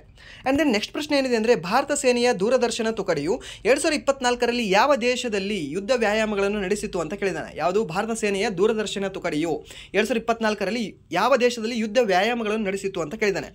ಸೊ ಇದು ಸೆಷಲ್ಸ್ ಅಂತ ಬರುತ್ತೆ. ಓಕೆ, ಸಿಷೆಲ್ಸ್ ಅಂತ ದೇಶ. ಆ ಸಿಷೆಲ್ಸ್ ದೇಶದಲ್ಲಿ ಈ ವ್ಯಾಯಾಮವನ್ನು ನಡೆಸ್ತಾರೆ, ಸರಿನಾ? ಸಿಷೆಲ್ಸ್ ದೇಶದಲ್ಲಿ ಭಾರತೀಯ ಸೇನೆ ಮತ್ತು ಸೆಷೆಲ್ಸ್ ರಕ್ಷಣಾ ಪಡೆಗಳ ನಡುವಿನ ಜಂಟಿ ಮಿಲಿಟರಿ ವ್ಯಾಯಾಮ ಲಮಿಟೆ 2024ನ 10ನೇ ಆವೃತ್ತಿಯಲ್ಲಿ ಭಾಗವಹಿಸಲು ಭಾರತ ಸೇನಾ ತುಕಡಿಯು ಸಿಷೆಲ್ಸ್ಗೆ ಮಾರ್ಚ್ 2024ರಿಂದ ಜಂಟಿ ಮಿಲಿಟರಿ ವ್ಯಾಯಾಮಗಳನ್ನು ನಡೆಸಿತು, ಸರಿನಾ? ಎಲ್ಲಿ ನಡೆಸಲಾಗಿದೆ? ಇದು ಸಿಷೆಲ್ಸಲ್ಲಿ ನಡೆಸಲಾಗಿದೆ. ಈ ಸಿಷೆಲ್ಸು ನಿಮಗೆ ಯಾವ ಒಂದು ಸಾಗರದಲ್ಲಿ ಕಂಡುಬರ್ತದೆ ಅಂತ ಕೇಳ್ತಾನೆ ನಿಮಗೆ. ಈ ಸಿಷೆಲ್ಸು ನಿಮಗೆ ಹಿಂದೂ ಮಹಾಸಾಗರದಲ್ಲಿ ಕಂಡುಬರ್ತದೆ. ಹಿಂದೂ ಮಹಾಸಾಗರದಲ್ಲಿ ಕಂಡುಬರ್ತಕ್ಕಂತಹ ಒಂದು ದ್ವೀಪ ಇದು, ಯಾವುದು? ಸಿಷೆಲ್ಸ್ ಅನ್ನೋದು, ಸರಿನಾ? ಆ್ಯಂಡ್ ದೆನ್ ನೆಕ್ಸ್ಟ್ ಪ್ರಶ್ನೆ ಏನಿದೆ ಅಂದರೆ ನಿಮಗೆ, ಸೆಪ್ಟೆಂಬರ್ 2024ರಲ್ಲಿ ದೆಹಲಿಯ ಮುಖ್ಯಮಂತ್ರಿಯಾಗಿ ಯಾರು ನೇಮಕಗೊಂಡರು? ಅವನೇನು ಕೇಳಿದ್ದಾನೆ? 2024 ಸೆಪ್ಟೆಂಬರ್ ಅಂತ ಕೇಳಿದ್ದಾನೆ. ಸೊ ಅದಕ್ಕೆ ಸರಿಯಾದ ಉತ್ತರ ಯಾವುದಾಗುತ್ತೆ ಅಂದರೆ ಅತಿಶಿ ಮರ್ಲಿನ್ ಆಗುತ್ತೆ. ಈ ಅತಿಶಿ ಮರ್ಲಿನ್ಗಿಂತ ಹಿಂದೆ, ಮೀನ್ಸ್ ಈ ಸೆಪ್ಟೆಂಬರ್ಗಿಂತ ಹಿಂದೆ ಯಾರು ನಿಮಗೆ CM ಇದ್ದರು ದೆಹಲಿಗೆ ಅಂತ ಕೇಳ್ಬೋದು ನಿಮಗೆ? ಅರವಿಂದ್ ಕೇಜ್ರಿವಾಲ್ ಅಂತ ಬರ್ತಾರೆ, ಸರಿನಾ? ಇವ್ರ ಮೇಲೆ ಬೇರೆ ಬೇರೆ ಆರೋಪಗಳನ್ನು ಹೊರಿಸಿ ಇವರಿಗೆ ಜೈಲಿಗೆ ಓಡಿಸ್ಬಿಡ್ತಾರೆ, ಸರಿನಾ? ಸೊ ಅದಕ್ಕೆ ಇವರು ರಾಜೀನಾಮೆ ಕೊಡ್ತಾರೆ. ಸೊ ಅವ್ರದೇ ಪಕ್ಷದ ಇನ್ನೊಬ್ಬ ಅಭ್ಯರ್ಥಿಯಾದ, ಮೀನ್ಸ್ ಇನ್ನೊಬ್ಬ MLA ಆದ ಅತಿಶಿ ಮರ್ಲಿನ್ ಅವರು CM ಆಗಿರ್ತಾರೆ, ಸರಿನಾ? ಬಟ್ ಇವಾಗ ಪ್ರಸ್ತುತ CM ಯಾರಿದ್ದಾರೆ ಅಂತ ಕೇಳ್ಬೋದು? BJP ಪಾರ್ಟಿಯ ರೇಖಾ ಗುಪ್ತಾ. ಓಕೆ, ಯಾರು ರೇಖಾ ಗುಪ್ತಾ ಅನ್ನೋರು ಪ್ರಸ್ತುತ CM ಇದ್ದಾರೆ. ಎಲ್ಲಿ? ನಿಮ್ಮ ದೆಹಲಿಯಲ್ಲಿ. ಓಕೆ, ದೆಹಲಿಯಲ್ಲಿ ಪ್ರಸ್ತುತ CM ಯಾರಿದ್ದಾರೆ ಅಂತ ಕೇಳ್ಬೋದು ನಿಮಗೆ. ರೇಖಾ ಗುಪ್ತಾ ಯಾವ ಪಾರ್ಟಿಯಲ್ಲಿ ಇವಾಗ ಪ್ರಸ್ತುತ ಆಡಳಿತ ಪಕ್ಷವಾಗಿದೆ ಅಂತ ಕೇಳ್ಬೋದು ನಿಮಗೆ? BJP. ಹಾಗೆ ಯಾವುದು ವಿರೋಧ ಪಕ್ಷವಾಗಿದೆ ಅಂತ ಕೇಳ್ಬೋದು ನಿಮಗೆ? ಆಮ್ ಆದ್ಮಿ ಪಾರ್ಟಿ ಅಂತ ಬರುತ್ತೆ. ಓಕೆ, ಆಮ್ ಆದ್ಮಿ ಪಾರ್ಟಿ ಅಂತ ಬರುತ್ತೆ. ಇವರ ಗುರುತೇನು? ಕಸಬರಿಗೆ. ಓಕೆ, ಹುಡುಗದಂತ ಹೇಳ್ತೀವಿ ಗೊತ್ತಾ, ಕಸಬರಿಗೆ ಅಂತ ಹೇಳ್ತೀವಿ ಗೊತ್ತಾ, ಕಸವನ್ನು ಹೀಗೆ ಕ್ಲೀನ್ ಮಾಡೋದು. ಕಸಬರಿಗೆ ಇವ್ರದ್ದು ಗುರುತು. ಸರಿನಾ? BJPದು ಕಮಲ. ಸರಿನಾ? ಎರಡು ನೆನ್ಪಿಟ್ಕೊಳ್ಳಿ. ಆಡಳಿತ ಪಕ್ಷ BJP ಇದೆ, ಅಪೋಸಿಷನ್ ಪಾರ್ಟಿ ನಿಮಗೆ ಈ ಆಮ್ ಆದ್ಮಿ ಪಾರ್ಟಿ ಇದೆ. ಸರಿನಾ? ನೆನ್ಪಿಟ್ಕೊಳ್ಳಿ. ಟೋಟಲಿ ಎಲ್ಲಿ ಎಷ್ಟು ಕ್ಷೇತ್ರಗಳು ಬರ್ತವೆ ಅಂತ ಕೇಳ್ಬೋದು ನಿಮಗೆ. ಟೋಟಲಿ 70 ಕ್ಷೇತ್ರಗಳು ಬರ್ತವೆ. ಎಲ್ಲಿ? ನಿಮಗೆ ದೆಹಲಿಯಲ್ಲಿ. ಹಾಗೆ ಎಷ್ಟು ಜಿಲ್ಲೆಗಳು ಬರ್ತವೆ ಅಂತ ಕೇಳ್ಬೋದು? 11 ಜಿಲ್ಲೆಗಳೇ ಬರ್ತವೆ ಅಲ್ಲಿ. ಸರಿನಾ? ಎಲ್ಲಿ? ದೆಹಲಿಯಲ್ಲಿ. ನಾನು ಹೇಳ್ತಾ ಇರೋದು ಎಲ್ಲವೂ ಕೂಡ. ಆ್ಯಂಡ್ ದೆನ್ ನೆಕ್ಸ್ಟ್ ಪ್ರಶ್ನೆ ಏನಿದೆ ಅಂದರೆ ನಿಮಗೆ, ಭಾರತದಲ್ಲಿ ಯಾವ ರಾಜ್ಯವು ಗರಿಷ್ಠ ಸೌರಶಕ್ತಿಯನ್ನು ಉತ್ಪಾದಿಸುತ್ತದೆ? ಅಂದರೆ ಸೋಲಾರ್ ಎನರ್ಜಿಯನ್ನು ಯಾವ ರಾಜ್ಯ ಉತ್ಪಾದನೆ ಮಾಡ್ತಾರೆ? ಎಲ್ಲಿ ಬಿಸಿಲು ಜಾಸ್ತಿ ಇರ್ತದೆ ಅದೇ ಉತ್ಪಾದನೆ ಮಾಡ್ತದೆ. ಸರ್ ನಾನು ಇವಾಗ ಕೇರಳ ಹೇಳ್ತೀನಿ ಸರ್. ಕೇರಳದಲ್ಲಿ ಅಷ್ಟು ಬಿಸಿಲು ನಿಮಗೆ ಕಂಡುಬರಲ್ಲ ಸರ್. ಇಲ್ಲ ಸರ್, ನಾನು ಜಮ್ಮು ಕಾಶ್ಮೀರ ಹೇಳ್ತೀನಿ ಸರ್. ಸರ್ ಇದು ಎಂತ ಸುಮ್ಮನೆ ಜಸ್ಟ್ ಹಿಂಗೆ ಅಂದರೆ ಗೆಸ್ ಮಾಡಿ ಹಾಕಂತವು ಎಲ್ಲ ಕ್ವಶನ್ಗಳು. ಸೊ ಅತಿ ಹೆಚ್ಚು ಯಾವುದು ಸೌರಶಕ್ತಿ ಉತ್ಪಾದನೆ ಮಾಡ್ತದೆ? ರಾಜಸ್ಥಾನ. ಓಕೆ, ರಾಜಸ್ಥಾನದ ಬಂಡ್ಲಾ ಸೋಲಾರ್ ಪಾರ್ಕ್ ಅಂತ ಕಂಡುಬರುತ್ತೆ. ಬಂಡ್ಲಾ ಸೋಲಾರ್ ಪಾರ್ಕ್. ಆ ಬಂಡ್ಲಾ ಸೋಲಾರ್ ಪಾರ್ಕು ಅತಿ ಹೆಚ್ಚು ನಿಮಗೆ ಸೋಲಾರ್ ಎನರ್ಜಿಯನ್ನು ಉತ್ಪಾದನೆ ಮಾಡ್ತದೆ. ಎಲ್ಲಿ ಕಂಡುಬರ್ತದೆ ನಿಮಗೆ? ನಮ್ಮ ಭಾರತದಲ್ಲಿ ಕಂಡುಬರ್ತಕ್ಕಂಥ ಅತಿ ದೊಡ್ಡ ಸೋಲಾರ್ ಪಾರ್ಕ್ ಯಾವುದು? ನಿಮಗೆ ಬಂಡ್ಲಾ ಸೋಲಾರ್ ಪಾರ್ಕು. ಸರಿನಾ? ನೆನ್ಪಿಟ್ಕೊಳ್ಳಿ. ಹಾಗೆ ನಮ್ಮ ಕರ್ನಾಟಕದಲ್ಲಿ ಒಂದು ಸೋಲಾರ್ ಪಾರ್ಕ್ ಕಂಡುಬರುತ್ತೆ. ಯಾವ solar park? Pavagada solar park. Okay, ಪಾವಗಡದಲ್ಲಿ ಕಂಡುಬರ್ತದೆ ಅದು. ತುಮಕೂರಿನ ಪಾವಗಡದಲ್ಲಿ. ನಮ್ಮ ಕರ್ನಾಟಕದಲ್ಲಿ ಒಂದು ಸೋಲಾರ್ ಪಾರ್ಕ್ ಎಲ್ಲಿದೆ ಅಂತ ಕೇಳಿದ್ರೆ ನಿಮಗೆ ಪಾವಗಡದಲ್ಲಿ ಇದೆ. ಪಾವಗಡ ಮೀನ್ಸ್ ನಮ್ಮ ತುಮಕೂರು ಜಿಲ್ಲೆಯಲ್ಲಿದೆ. ಸರಿನಾ? ನೆನಪಿಟ್ಕೊಳ್ಳಿ. ತುಮಕೂರು ಜಿಲ್ಲೆ ಏನು ಫೇಮಸ್ ಇದೆ? ಸಿದ್ಧಗಂಗಾ ಶ್ರೀಮಠ. ಓಕೆ, ಅದಾದ ನಂತರ ಇನ್ನೊಂದು ಏನು ಅಂದರೆ ಅತಿ ಹೆಚ್ಚು ರಾಗಿ ಬೆಳೀತಾರೆ. ಎಲ್ಲಿ? ತುಮಕೂರದಲ್ಲಿ ಅತಿ ಹೆಚ್ಚು ರಾಗಿ ಬೆಳೀತಾರೆ. ಹಾಗೆ ತೆಂಗು ಸಂಶೋಧನಾ ಕೇಂದ್ರ ತಿಪಟೂರಿನಲ್ಲಿದೆ. ಆ ತಿಪಟೂರು ನಿಮಗೆ ಇದೇ ತುಮಕೂರಲ್ಲಿ ಕಂಡು ಬರ್ತದೆ. ಇವೆಲ್ಲವೂ ಕೂಡ ನೆನಪಿಟ್ಕೊಳ್ಳಿ. ಹಾಗೆ ಹೆಲಿಕಾಪ್ಟರ್ ಉತ್ಪಾದನಾ ಘಟಕ ಎಲ್ಲಿದೆ ಅಂತ ಕೇಳ್ತಾನೆ ನಿಮಗೆ. ಇದು ನಿಮಗೆ ಸೆಂಟ್ರಲ್ ಗೌರ್ಮೆಂಟ್ ಅಲ್ಲಾದರೂ ಕೇಳ್ಬೋದು, ಯಾಕಂದರೆ full all over India news ಇದು. ಓಕೆ, ಸೊ ಹೆಲಿಕಾಪ್ಟರ್ ತಯಾರಕ ಘಟಕ, ಲಘು ಹೆಲಿಕಾಪ್ಟರ್ ತಯಾರಕ ಘಟಕ ಎಲ್ಲಿದೆ ಅಂತ ಕೇಳ್ತಾನೆ ನಿಮಗೆ. ಇದೇ ತುಮಕೂರಲ್ಲಿ ನಿಮಗೆ ಲಘು ಹೆಲಿಕಾಪ್ಟರ್ ತಯಾರಿಕಾ ಘಟಕ ಇದೆ. ನೆನಪಿಟ್ಕೊಳ್ಳಿ, ಕೇಳ್ತಾನೆ. ಸರಿನಾ? ಅದಾದ ನಂತರ ನಿಮಗೆ ಮತ್ತೆ ಬೇರೆ ಏನು ಕೇಳಬಹುದು ತುಮಕೂರು ಬಗ್ಗೆ? ರೀಸೆಂಟಾಗಿ ಕೈಗಾರಿಕಾ ಕ್ಷೇತ್ರ ನಿರ್ಮಾಣ ಮಾಡ್ತೀವಿ ಅಂತ ಹೇಳಿದ್ದಾರೆ. ಎಲ್ಲಿ? ತುಮಕೂರಲ್ಲಿ. ಓಕೆ, ನಮ್ಮ ರಾಜ್ಯದ ಗೃಹ ಸಚಿವರು ಏನಿದಾರಲ್ವಾ, ಅವ್ರೇನು ಹೇಳಿದ್ದಾರೆ ಅಂದರೆ ರೀಸೆಂಟಾಗಿ ಈ ತುಮಕೂರಲ್ಲಿ ಎರಡನೆಯ ಅಥವಾ ತುಮಕೂರಿನಲ್ಲಿ ಮೊದಲನೆಯ ಒಂದು ಕೈಗಾರಿಕಾ ಕ್ಷೇತ್ರವನ್ನು ಅಲ್ಲಿ ರೆಡಿ ಮಾಡ್ತೀವಿ. ಅಲ್ಲಿ ತೋಟಗಳನ್ನೆಲ್ಲ ಮೀನ್ಸ್ ಖಾಲಿ ಜಮೀನನ್ನೆಲ್ಲ ತೊಗೊಂಡಿದ್ದೀವಿ, ಅಲ್ಲಿ ರೆಡಿ ಮಾಡ್ತೀವಿ ಅಂತ ಹೇಳಿದ್ದಾರೆ. ಅದೊಂದು ನೆನಪಿರಲಿ ನಿಮಗೆ, ನ್ಯೂಸಲ್ಲಿದೆ. ಸರಿನಾ? ಇದೆಲ್ಲವೂ ಕೂಡ ನೆನಪಿರಲಿ ನಿಮಗೆ. ಆ್ಯಂಡ್ ದೆನ್ ನೆಕ್ಸ್ಟ್ ಪ್ರಶ್ನೆ ಏನಿದೆ ಅಂದರೆ, ಭಾರತದ ಯಾವ ರಾಜ್ಯಗಳಲ್ಲಿ ಥಾರ್ ಮರುಭೂಮಿ ಹರಡಿದೆ? ಥಾರ್ ಮರುಭೂಮಿ ಎಲ್ಲಿ ಹರಡಿದೆ ಅಂದರೆ, ಹಿಂಗೆ ಭಾರತ ಇದೆ ಅಂದರೆ ಸೊ ಈ ಪ್ರದೇಶದಲ್ಲಿ ನಿಮಗೆ ಥಾರ್ ಮರುಭೂಮಿ ಹರಡಿದೆ. ಸೊ ಯಾವ್ಯಾವ ರಾಜ್ಯ ಕಂಡು ಬರುತ್ತೆ ಸರ್ ಅಲ್ಲಿ ನಿಮಗೆ? ಒಂದು ಇಲ್ಲಿ ನೋಡಿ, ಇಲ್ಲಿ ಗುಜರಾತ್ ಕಂಡು ಬರುತ್ತೆ. ಗುಜರಾತ್ ಬಂತ. ಅದಾನಂತರ ಸೆಕೆಂಡ್ ನಿಮಗೆ ಇಲ್ಲಿ ಕಂಡು ಬರೋದು ರಾಜಸ್ಥಾನ್ ಕಂಡು ಬರುತ್ತೆ. ರಾಜಸ್ಥಾನ್ ಬಂತ. ನೆಕ್ಸ್ಟ್ ಇಲ್ಲಿ ನಿಮಗೆ ಪಂಜಾಬ್ ಕಂಡು ಬರುತ್ತೆ. ನೆಕ್ಸ್ಟ್ ಇನ್ನೊಂದು ಸ್ವಲ್ಪ ಮುಂದೆ ಹೋಗಿ ಹರಿಯಾಣ ಕಂಡು ಬರುತ್ತೆ. ಸರಿನಾ? ಹರಿಯಾಣ ಮತ್ತು ಚಂಡೀಗಢ ಕಂಡು ಬರುತ್ತೆ. ಸೊ ಆ ಎಲ್ಲ ರಾಜ್ಯಗಳಲ್ಲಿ ನಿಮಗೆ ಏನಂದರೆ ಥಾರ್ ಮರುಭೂಮಿ ಹರಡಿದೆ. ಸರಿನಾ? ಯಾವುದೋ ಒಂದು ಗುಜರಾತು, ಸೆಕೆಂಡ್ ನಿಮಗೆ ರಾಜಸ್ಥಾನು, ಅದಾದ ನಂತರ ನಿಮಗೆ ಪಂಜಾಬು, ಹರಿಯಾಣದಲ್ಲಿ ಈ 4 ರಾಜ್ಯಗಳಲ್ಲಿ ನಿಮಗೆ ಯಾವುದು ಅಂದರೆ ಈ ಥಾರ್ ಮರುಭೂಮಿ ಹರಡಿಕೊಂಡಿದೆ. ಹಾಗೆ ನಿಮಗೆ ಕೇಳ್ಬೋದು ಅರಾವಳಿ ಶ್ರೇಣಿ. ಓಕೆ, ಅಲ್ಲೇ ಸೇಮ್ ಬರುತ್ತೆ. ಈಗ ಭಾರತ ಇದೆ ಅಂದರೆ ಇದೇ ಭಾಗದಲ್ಲಿ ನಿಮಗೆ ಅರಾವಳಿ ಶ್ರೇಣಿ ಹರಡಿಕೊಂಡಿದೆ. ಅದು ಕೂಡ ನಿಮಗೆ ಯಾವ್ಯಾವ ರಾಜ್ಯಗಳಲ್ಲಿ ಹರಡಿಕೊಂಡಿದೆ ಅಂತ ಕೇಳಬಹುದು. ಸೊ ಅವಾಗ ಏನು ಗಾಬರಿ ಆಗಂಗಿಲ್ಲ. ಸೇಮ್ ಗುಜರಾತ್, ರಾಜಸ್ಥಾನ್, ಪಂಜಾಬ್, ಹರಿಯಾಣ. ಅತಿ ಹೆಚ್ಚು ಅಂತ ಕೇಳಿದ್ರೆ ಈ ಥಾರ್ ಮರುಭೂಮಿಯೂ ಕೂಡ ರಾಜಸ್ಥಾನದಲ್ಲಿ ಅತಿ ಹೆಚ್ಚು ಹರಡಿಕೊಂಡಿದೆ. ಆ ಅರಾವಳಿ ಬೆಟ್ಟಗಳು ಕೂಡ ನಿಮಗೆ ಅತಿ ಹೆಚ್ಚು ಹರಡಿಕೊಂಡಿರೋದು ಇದೇ ರಾಜಸ್ಥಾನದಲ್ಲಿ. ಸರಿನಾ? ಹಾಗೆ ನಿಮ್ಮ ರಾಷ್ಟ್ರಪತಿ ಭವನ ಕಂಡು ಬರುತ್ತೆ ಗೊತ್ತಾ? ರಾಷ್ಟ್ರಪತಿ ಭವನ. ಈ ರಾಷ್ಟ್ರಪತಿ ಭವನ ಯಾವ ಒಂದು ಬೆಟ್ಟದ ಕೆಳಗಿದೆ ಅಂತ ಕೇಳ್ತಾನೆ? ರೈಸಿನಾ ಹಿಲ್ಸ್ ಅಂತ ಬರುತ್ತೆ. ರೈಸಿನಾ ಹಿಲ್ಸ್ ಅಂತ. ಈ ರೈಸಿನಾ ಹಿಲ್ಸ್ ಕಂಡು ಬರೋದು ನಿಮಗೆ ಈ ಅರಾವಳಿ ಶ್ರೇಣಿ ಇದೆ ಗೊತ್ತಾ? ಇದೇ ಒಂದು ಶ್ರೇಣಿಯಲ್ಲೇ ಕಂಡು ಬರೋದು ಇದೇ ನಿಮಗೆ ರೈಸಿನಾ ಹಿಲ್ಸು. ಈ ರೈಸಿನಾ ಹಿಲ್ಸಲ್ಲೇ ನಿಮಗೆ ಈ ರಾಷ್ಟ್ರಪತಿ ಭವನ ಕಂಡು ಬರುತ್ತೆ. ಸರಿನಾ? ಎಲ್ಲವೂ ಕೂಡ ನೆನಪಿಟ್ಕೊಳ್ಳಿ. ಸರಿನಾ? ಹಾಗೆ ರಾಷ್ಟ್ರಪತಿ ಭವನದ ನಿರ್ಮಾತೃ ಯಾರು? ಮೀನ್ಸ್ ಅದನ್ನು ಕಟ್ಟಿರ್ತಕ್ಕಂಥ ವ್ಯಕ್ತಿ ಯಾರು? ಗೊಂಡೆ ಯಾರು? ಹೆಸರೇನು ಹೇಳ್ಬೋದಾ? ಎಡ್ವಿನ್ ಲುಟಿಯನ್ಸಾ ಅಥವಾ ಅಲ್ವಾ? ಓಕೆ, ಕೆಲವೊಂದು ಸರಿ ಯಾಕೆ ಅಲ್ವಾ ಅಂತ ಕೇಳ್ತೀನಿ ಅಂದರೆ ನೀವು ನೋಡ್ಬೇಕ್ರಿ ಅದನ್ನು. ನಾನು ಜಸ್ಟ್ ಇವಾಗ ಕತೆ ಹೇಳ್ದಾಗ ಸುಮ್ಮನೆ ಹಾಗೆ ಹೇಳ್ತಾ ಹೋದಾಗ ಕೆಲವೊಂದು ಸರಿ ಅಲ್ಲಿ ಕ್ಯೂರಿಯಾಸಿಟಿ ಹುಟ್ಟೋದಿಲ್ಲ. ಸೊ ಅದಕ್ಕೆ ಹೇಳ್ತಾ ಇರ್ತೀನಿ ಅಷ್ಟೇ. ಓಕೆ, ಎಡ್ವಿನ್ ಲೂಟಿಯನ್ಸಾ ಅಥವಾ ಅಲ್ವಾ ಅಂತ ಅಷ್ಟೇ ಹಾಕಿ. ಎಸ್ ಸರ್, ನೋ ಅಷ್ಟೇ. ಓಕೆ, ಆ್ಯಂಡ್ ದೆನ್ ನೆಕ್ಸ್ಟ್ ಪ್ರಶ್ನೆ ಏನಿದೆ ಅಂದರೆ, ಭಾರತದ ಅತಿ ದೊಡ್ಡ ಮರುಭೂಮಿ ಯಾವುದು? ಮರುಭೂಮಿಯ ಬಗ್ಗೆನ ಪ್ರಶ್ನೆಗಳನ್ನ ಕೇಳ್ತಾ ಇದ್ದೇನೆ, ಸ್ವಲ್ಪ ನೆನಪಿಟ್ಕೊಳ್ಳಿ.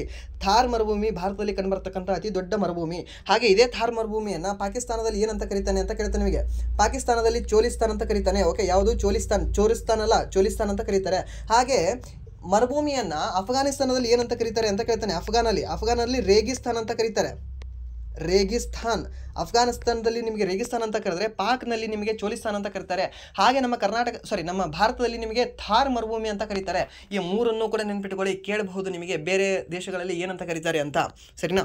ಆ್ಯಂಡ್ ದೆನ್ ನೆಕ್ಸ್ಟ್ ಪ್ರಶ್ನೆ ಏನಿದೆ ಅಂದರೆ, ಕನೌಜ್ ಯುದ್ಧ ಯಾವಾಗ ನಡೆಯಿತು ಅಂತ ಕೇಳಿದ್ದಾನೆ. ಕನೌಜ್ ಯುದ್ಧ ರೀ ಯಾವಾಗ ನಡೀತದೆ? 1540 ತಾನೆ. ಸೊ ಯಾರ್ಯಾರ ನಡುವೆ ನಡೀತದೆ? ಹುಮಾಯೂನ್ ಮತ್ತು ಶೇರ್ ಶಾ ಸೂರಿನ ಮಧ್ಯೆ ನಡೀತದೆ, ಸರಿನಾ. ಯಾರ್ಯಾರ ಮಧ್ಯ? ಒಂದು ಶೇರ್ ಶಾ ಸೂರಿ ಮತ್ತು ಹುಮಾಯೂನ್ ಮಧ್ಯೆ ನಡೀತದೆ, ಸರಿಯಾ. ಎಷ್ಟರಲ್ಲಿ ನಡೀತದೆ ಅಂತ ಕೇಳ್ತಾನೆ? 1540 ನಡೀತದೆ. ಇದು ನೆನ್ಪಿಟ್ಕೊಳ್ಳಿ. ಇದು ಜಾಸ್ತಿ ಅಂದರೆ ಜಾಸ್ತಿ ಟೈಮ್ ಕೇಳಿದ್ದಾರೆ. ಯಾರ್ದು? ನಿಮಗೆ ಬಾಬರ್ನ ಜಾಸ್ತಿ ಯುದ್ಧಗಳನ್ನು ಕೇಳಿಲ್ಲ. ಈ ಹುಮಾಯೂನ್ ಮೇಲೆ ಏನು ಲವ್ ಇದೆ ಗೊತ್ತಿಲ್ಲ, ಎಕ್ಸಾಮ್ ಕ್ವಶನ್ ಪೇಪರ್ ತೆಗಿಯೋನಿಗೆ. ಸೊ ಹುಮಾಯೂನ್ ಮೇಲೆ ಕೇಳ್ತಾನೆ, ಸರಿನಾ.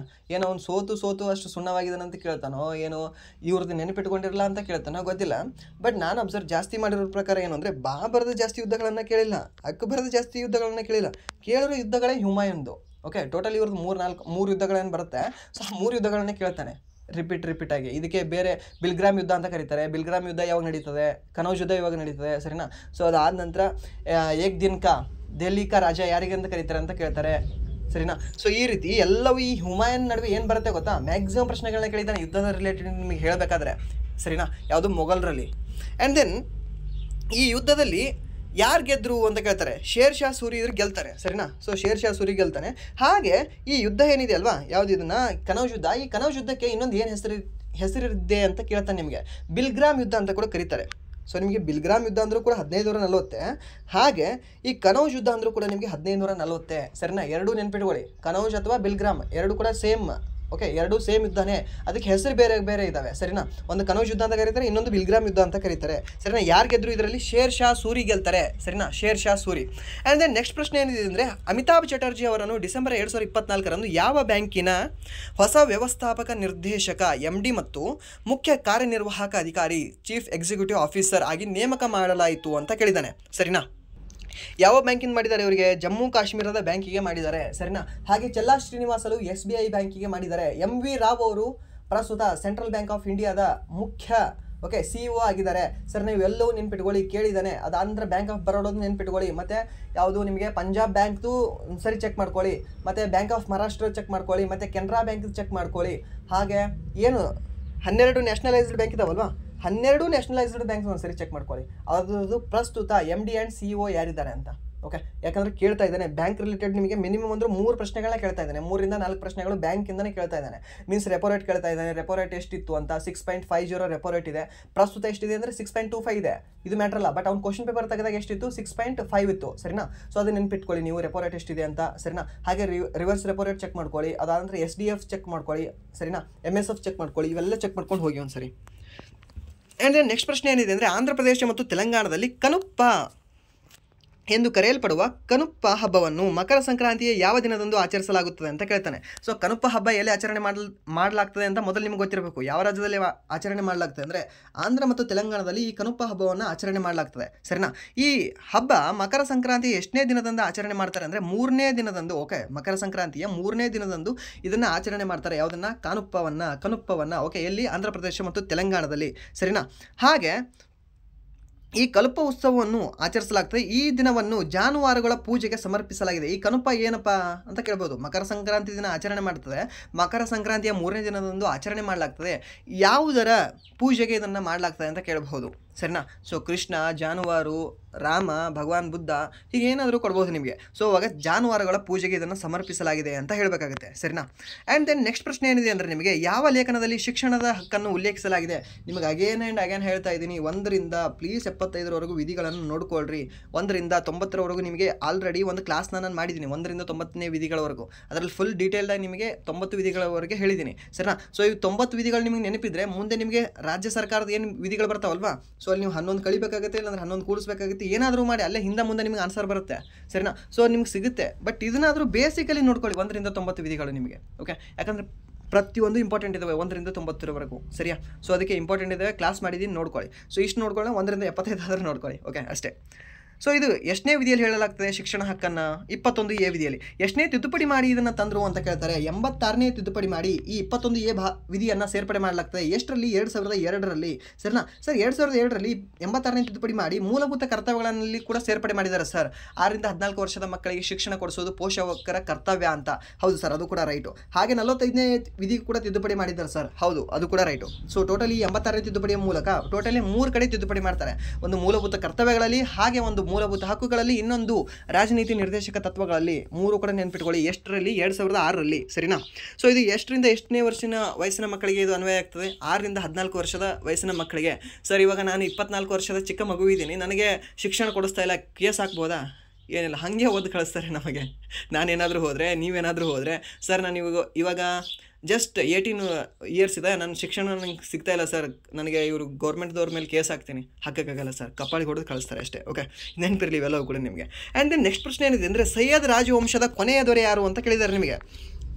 ಸೊ ನಿಮಗೆ ಈ ಸುಲ್ತಾನೇಟ್ಸ್ಗಳ ಬಗ್ಗೆ ಗೊತ್ತಿರಬೇಕು. ಓಕೆ, ಈ ಸುಲ್ತಾನರು ಏನು ಮಾಡ್ತಾರೆ ಗೊತ್ತಾ? ಅವರೆಲ್ಲರದ ಬಗ್ಗೆ ನಿಮಗೆ ಕಾಲಾನುಕ್ರಮದಲ್ಲಿ ಗೊತ್ತಿರಬೇಕು. ಮೊದಲು ಬರೋರು ನಿಮಗೆ ಗುಲಾಮಿ ಸಂತತಿ ಬರುತ್ತೆ, ಗುಲಾಮಿ ಆದ ನಂತರ ಖಿಲ್ಜಿ ಸಂತತಿ ಬರುತ್ತೆ, ಖಿಲ್ಜಿ ಆದ ನಂತರ ನಿಮಗೆ ತುಗ್ಲಕ್ ಸಂತತಿ ಅಂತ ಬರುತ್ತೆ. ಈ ತುಗ್ಲಕ್ಗೆ ಹೊಡೆದು ಬರೋರು ಯಾರು ಅಂದರೆ ನಿಮಗೆ ಸೈಯದ್ಗಳು. ಈ ಸೈಯದ್ಗಳನ್ನು ಹೊಡೆದು ಬರೋರು ಯಾರು ಅಂದರೆ ನಿಮಗೆ ಲೋಧಿಗಳು. ಸರಿನಾ? ಸೊ ಇಲ್ಲಿ ಗುಲಾಮಿ ವಂಶವನ್ನು ಸ್ಟಾರ್ಟ್ ಮಾಡಿದವರು ಯಾರು? ಕುತುಬುದ್ದೀನ್ ಐಬಕ್. ಓಕೆ, ಸೊ ಅವರು ಸ್ಟಾರ್ಟ್ ಮಾಡ್ತಾರೆ ಇದನ್ನು, ಯಾವುದನ್ನು? ಗುಲಾಮಿ ರಾಜವಂಶವನ್ನು. ಸರಿನಾ? ಅದಾದ ನಂತರ ಖಿಲ್ಜಿಯನ್ನು ಜಲಾಲುದ್ದೀನ್ ಖಿಲ್ಜಿ ಅವರು ಸ್ಟಾರ್ಟ್ ಮಾಡ್ತಾರೆ. ಸರಿನಾ? ಇದು ಕೂಡ ನಿಮ್ಗೆ ನೆನಪಿಟ್ಕೊಳ್ಳಿ, ಕೇಳ್ತಾನೆ. ಅದಾದ ನಂತರ ಈ ಲೋಧಿದು ಸ್ವಲ್ಪ ಜಾಸ್ತಿ ಕೇಳಿದ್ದಾನೆ. ಯಾವುದು? ಬಹಲುಲ್ ಲೋಧಿ ಅಂತ ಬರ್ತಾರೆ. ಓಕೆ, ಬಹಲುಲ್ ಲೋಧಿ ಅನ್ನೋರು ಸ್ಟಾರ್ಟ್ ಮಾಡ್ತಾರೆ. ಇಲ್ಲಿ ಕೇಳಿದಾನೆ ಏನು ಅಂದರೆ, ಈ ಬಹಲುಲ್ ಲೋಧಿ ಯಾವ ಸೈಯದ್ ದೊರೆಯನ್ನು ಕೊಂದು ಅವನು ಲೋಧಿ ಮನೆತನವನ್ನು ಸ್ಟಾರ್ಟ್ ಮಾಡ್ದ? ಅಥವಾ ಬಹಲುಲ್ ಲೋಧಿ ಯಾರನ್ನ ಕೊಂದು ರಾಜಮನೆತನ ಸ್ಟಾರ್ಟ್ ಮಾಡ್ದ? ಇಲ್ಲ ಅಂತಂದರೆ ಈ ಸೈಯದ್ ಮನೆತನದ ಕೊನೆಯ ದೊರೆ ಯಾರು? ಇಬ್ಬರದ್ದು ಹೆಸರು ಸೇಮ್. ಸರಿನಾ? ಯಾರವರು? ಅಲ್ಲಾವುದ್ದೀನ್ ಆಲಂ ಶಾ ಅಂತ ಬರ್ತಾರೆ. ಓಕೆ, ಈ ಅಲ್ಲಾವುದ್ದೀನ್ ಆಲಂ ಶಾ ಸೈಯದ್ ಅನ್ನೋರು ಏನಿದಾರಲ್ವ, ಇವರು ರಾಜವಂಶದ ಕೊನೆಯ ದೊರೆ. ಯಾಕೆ ಕೊನೆಯ ದೊರೆ ಆಗ್ತಾರೆ? ಯಾಕಂದರೆ ಇವ್ರನ್ನ ಕೊಂದು ಮತ್ತೊಬ್ರು ಬಂದಿರ್ತಾರೆ. ಸೊ ಅದಕ್ಕೆ ಇವ್ರು ಕೊನೆಯ ದೊರೆ ಆಗಿರ್ತಾರೆ. ಸರಿನಾ? ಇವ್ರೇನಾದರೂ ಅವ್ರನ್ನ ಕೊಂದಿದ್ರೆ ಇಲ್ಲ, ಇವ್ರು ಮುಂದಿನ ಇನ್ನೊಂದು ಯಾವುದೋ ಒಂದು ಪೀಳಿಗೆ ಬಂದಿರ್ತೈತೇನೋ. ಸರಿನಾ? ಸೊ ಇದು ನೆನಪಿರಲಿ ನಿಮಗೆ. ಇದು ಇವರನ್ನು ಕೊಂದು ಬಂದವರು ಯಾರು ಅಂತ ಕೇಳ್ತಾರೆ ನಿಮಗೆ? ಬಹಲುಲ್ ಲೋಧಿ. ಹಾಗೆ ಈ ಲೋಧಿ ಮನೆತನದ ಕೊನೆಯ ದೊರೆ ಯಾರು ಅಂತ ಕೇಳ್ತಾರೆ ನಿಮಗೆ? ಇಬ್ರಾಹಿಂ ಲೋಧಿ ಅಂತ ಬರ್ತಾರೆ. ಸರ್, ಹಾಗಾದರೆ ಇಬ್ರಾಹಿಂ ಲೋಧಿಯನ್ನು ಕೊಂದವರು ಯಾರು? ಬಾಬರ್ ಕೊಲ್ತಾನೆ. ಸರಿನಾ? ಬಾಬರ್ ಕೊಲ್ತಾನೆ. ಎಷ್ಟರಲ್ಲಿ? 1526ರಲ್ಲಿ. ಯಾವ ಯುದ್ಧದಲ್ಲಿ? ಮೊದಲನೆಯ ಪಾಣಿಪತ್ ಯುದ್ಧದಲ್ಲಿ. ಸರಿನಾ? ನೆನಪಿರಲಿ. ಹಾಗೆ ಈ ಬಾಬರು ಯಾವ ವಂಶಸ್ಥ ಅಂತ ಕೇಳ್ತಾರೆ ನಿಮಗೆ? ತೈಮೂರಿನ ರಾಜವಂಶಸ್ಥ. ಓಕೆ, ತೈಮೂರಿನ ರಾಜನ ಮಗ ಇವನು. ಯಾರು? ಬಾಬರು. ಸರಿನಾ? ಇಲ್ಲಿ ಬಂದು ಮೊಘಲ ರಾಜವಂಶವನ್ನು ಸ್ಟಾರ್ಟ್ ಮಾಡ್ತಾನೆ. ಸರಿನಾ? ಸೊ ಬಾಬರ್ ನಾಮ ಅನ್ನುವ ಒಂದು ಆಟೋಬಯೋಗ್ರಫಿಯನ್ನು ತಾನೇ ಬರೆದುಕೊಂಡಂಥ ಒಬ್ಬ ದೊರೆ ಯಾರು? ಮೊಘಲ್ ದೊರೆ ಅಂತ ಕೇಳಿದ್ರೆ ನಿಮಗೆ ಇದೇ ಬಾಬರು. ಯಾವ ಭಾಷೆಯಲ್ಲಿ ಬರೆದಿದ್ದಾನೆ ಅಂತ ಕೇಳಿದ್ರೆ ತುರ್ಕಿ ಭಾಷೆಯಲ್ಲಿ ಬರೆದಿದ್ದಾನೆ. ಸರಿನಾ? ಆಟೋಬಯೋಗ್ರಫಿ ಮಧ್ಯ ಭಾರತ ಯುಗದಲ್ಲಿ ತನ್ನ ಆಟೋಬಯೋಗ್ರಫಿ ಬರ್ಕೊಂಡ ಏಕೈಕ ವ್ಯಕ್ತಿ ಇವನೇ, ಮೊಟ್ಟ ಮೊದಲ ಬಾರಿಗೆ. ಸರಿನಾ? ನೆನ್ಪಿಟ್ಕೊಳ್ಳಿ, ಇದು ಮೊಘಲರಲ್ಲಿ ಕೂಡ ಇವನೇ ಬರ್ತಾನೆ. ಹುಮಾಯೂನ್ ನಾಮ ಬರೀತಾರೆ, ಬಟ್ ಹುಮಾಯೂನೇ ಬರ್ಕೊಂಡಿರಲ್ಲ. ಸರಿನಾ? ಅವ್ನು ಅನ್ಲಕ್ಕಿ ಫೆಲೋ ಎಷ್ಟಾಗಿರ್ತಾನೆ ಅಂದರೆ, ಹೆಸರಲ್ಲಿ ಲಕ್ಕಿ ಇರ್ತದೆ ಅವನಿಗೆ, ಬಟ್ ಲೈಫ್ ಫುಲ್ ಹೆಂಗೆ ಅಂದರೆ ಅನ್ಲಕ್ಕಿನೇ. ಮೇ ಬಿ ನಂತರನೇ ಇರಬೇಕೇನೋ. ಓಕೆ, ಸೊ ಹಾಗೆ ಅವನು ಬರೆದಿರಲ್ಲ. ಬಟ್ ಅವನು ಹುಮಾಯೂನ್ ನಾಮ ಅನ್ನುವ ಪುಸ್ತಕವನ್ನು ಬರೆದವ್ರು ಯಾರು ಅಂದರೆ ಅವನ ತಂಗಿಯಾದಂತಹ ಗುಲ್ಬದೀನ್ ಬೇಗಮ್.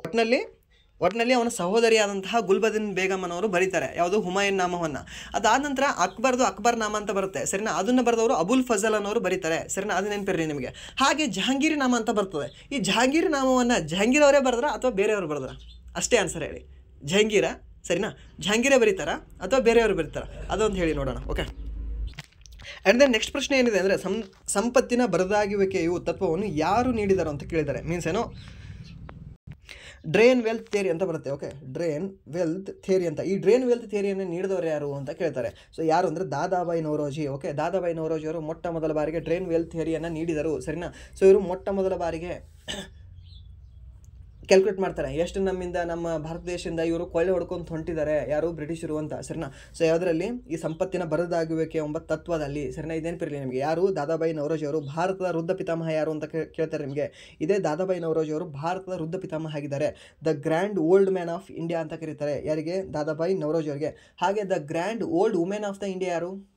ಅರುಣಾ ಅಸಫ್ ಅಲಿ. ಸರಿನಾ? ಅರುಣಾ ಅಸಫ್ ಅಲಿಗೆ ನಾವು grand old women of the India ಅಂತ ಕರಿತೀವಿ. ಸರಿನಾ?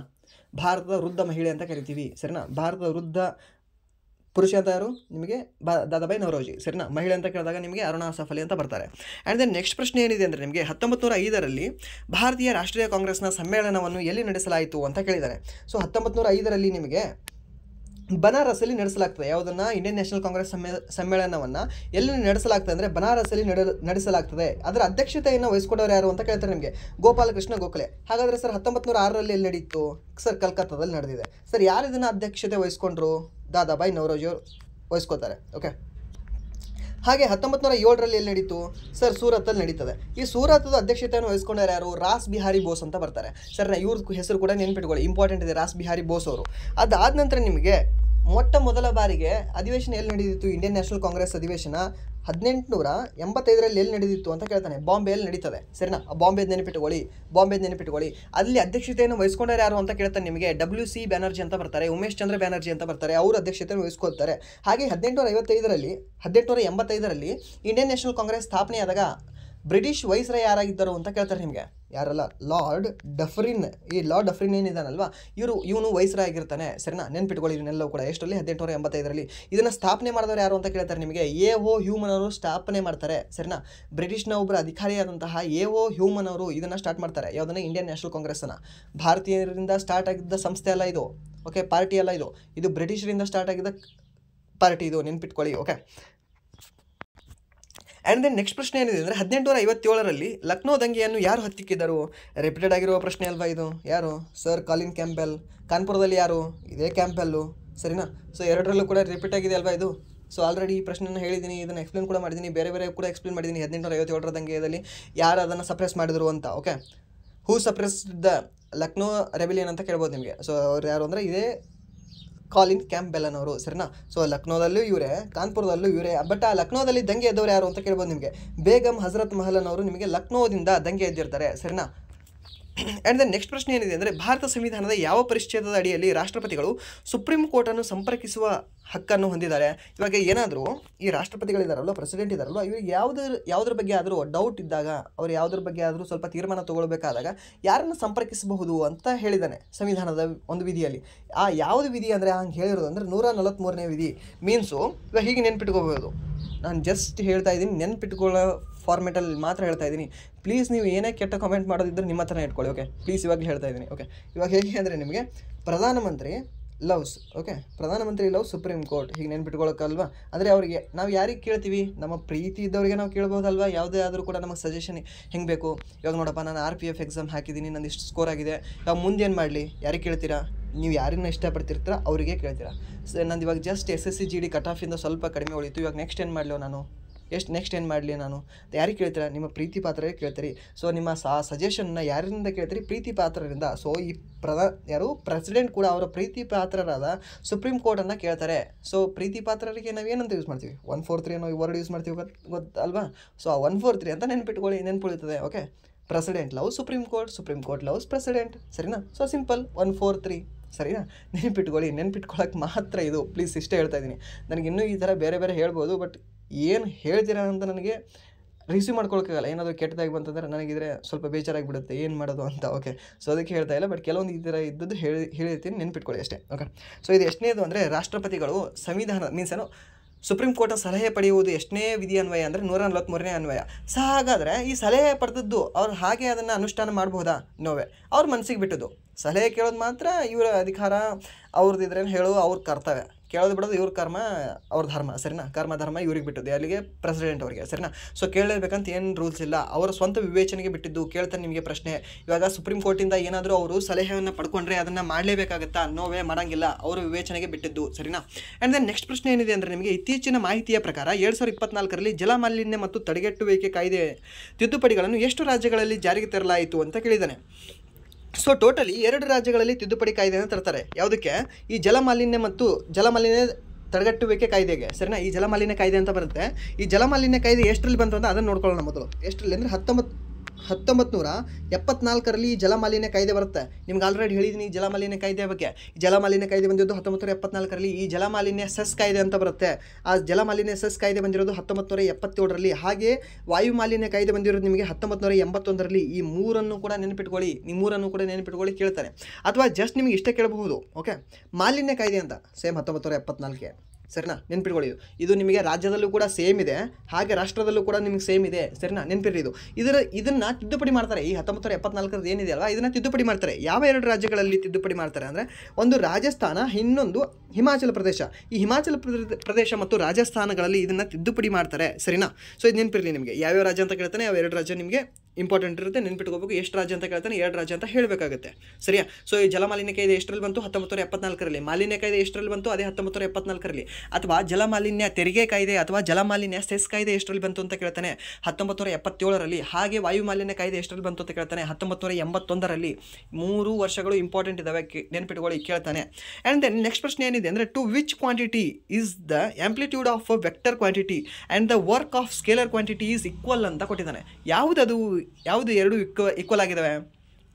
ಯಾವುದು ಅಂದರೆ, the product of vector quantity and scalar quantity is always scalar quantity ಆಗಿರ್ತದೆ. ಸರಿನಾ, ಸೊ ಪ್ರಾಡಕ್ಟ್ ಏನಾಗಿರುತ್ತೆ ಅಲ್ವಾ, ವೆಕ್ಟರ್ ಕ್ವಾಂಟಿಟಿಯನ್ನು ಇಂಟು ಮಾಡಿ ಸ್ಕೇಲರ್ ಕ್ವಾಂಟಿಟಿ, ವೆಕ್ಟರ್ ಮತ್ತು ಸ್ಕೇಲರ್ ಕ್ವಾಂಟಿಟಿಯನ್ನು ಇಂಟು ಮಾಡಿದ್ರೆ ಅದು ಆಲ್ವೇಸ್ ಸ್ಕೇಲರ್ ಆಗಿರ್ತದೆ. ಸರಿನಾ, so work is equal to the product of the force and displacement.